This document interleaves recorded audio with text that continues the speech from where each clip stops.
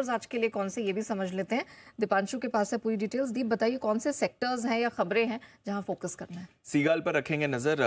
पहली बार लिस्टिंग के बाद नतीजे इसके आने वाले हैं। आरती ड्रग्स बोर्ड बैठक में आज बायबैक पर विचार होगा।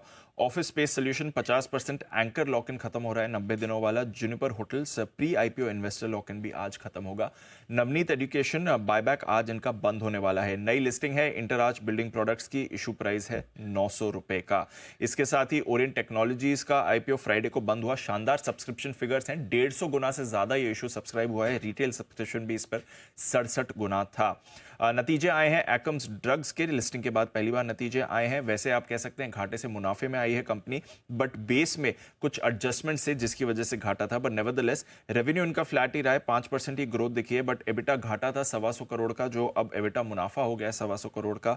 मार्जिन 12.5% के आए हैं और 188 करोड़ का कुल घाटा था, जो अब इस बार 60 करोड़ का मुनाफा हो गया है। इसके साथ ही इनकी सब्सिडरी है क्वालीमेड फार्मा, जो एक मैन्युफैक्चरिंग फैसिलिटी लगा रही है जम्मू एंड कश्मीर में। 225 करोड़ के निवेश के साथ ये फैसिलिटीज लगाने की मंजूरी मिल चुकी है। फार्मा पर ही फोकस रहेगा क्योंकि डॉक्टर रेड्डीज यहां पर श्रीकाकुलम यूनिट को यूएसएफडीए की तरफ से फॉर्म 483 जारी किया गया है 3 आपत्तियों के साथ। 19 से 23 अगस्त के बीच ये जांच हुई थी, तो कंपनी के लिए नेगेटिव खबर आई है। उसके सामने जाइडस लाइफ, यहां पर इंटरेस्टिंग खबर है। स्टर्लिंग बायोटेक में 50% हिस्सेदारी खरीद रही है 550 करोड़ रुपए में। इसके साथ ही फर्मेंटेशन बेस्ड प्रोटीन कारोबार में जाइडस लाइफ एंट्री ले रही है।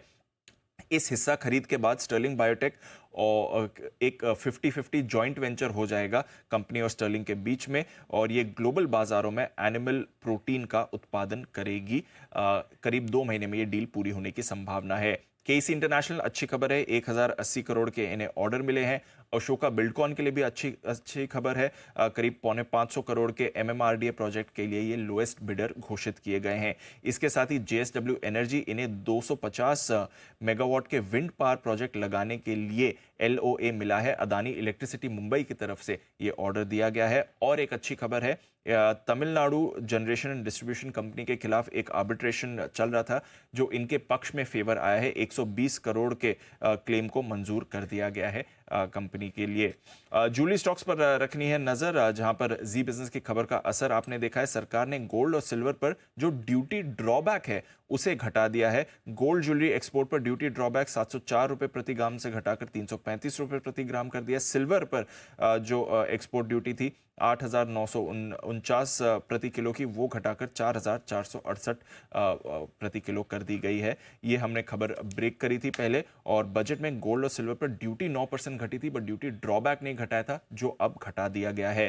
जेन टेक्नोलॉजीज, इन्होंने क्यूआईपी किया था, 23 अगस्त को बंद हुआ। क्यूआईपी के जरिए 1000 करोड़ इन्होंने जुटाए हैं। फाइनल इशू प्राइस 1601 रुपए प्रति शेयर है, जो कि क्लोजिंग प्राइस से देखें तो 10% के डिस्काउंट पर है।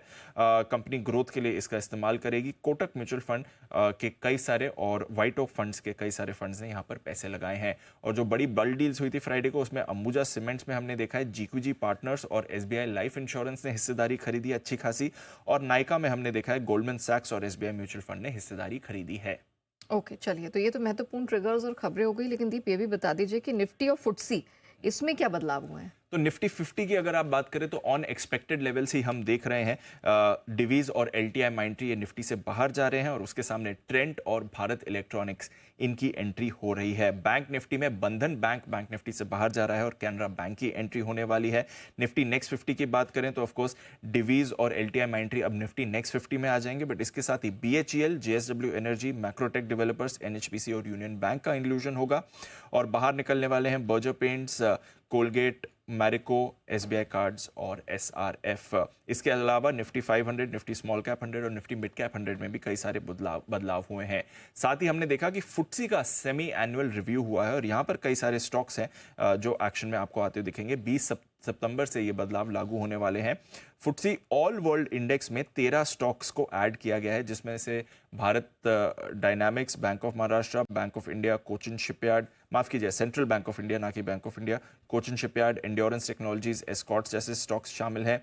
इसके अलावा फुटसी ऑल कैप इंडेक्स में 48 स्टॉक्स हैं जिन्हें ऐड किया गया है, जिसमें Genus power, Godfrey Phillips, ITD cementation, Marksans pharma, RailTel जैसे स्टॉक्स शामिल होंगे। और इसके अलावा 113 स्टॉक्स हैं जो फिटसी टोटल कैप इंडेक्स में ऐड किए गए हैं, और FTSE large cap, FTSE mid cap और फुटसी स्मॉल कैप में भी बदलाव हुए हैं। तो कई सारे स्टॉक्स हैं जो इस बदलाव की वजह से एक्शन में दिखेंगे। ऑलराइट, थैंक यू दीप, वो पूरी डिटेल दर्शकों के सामने रखने के लिए।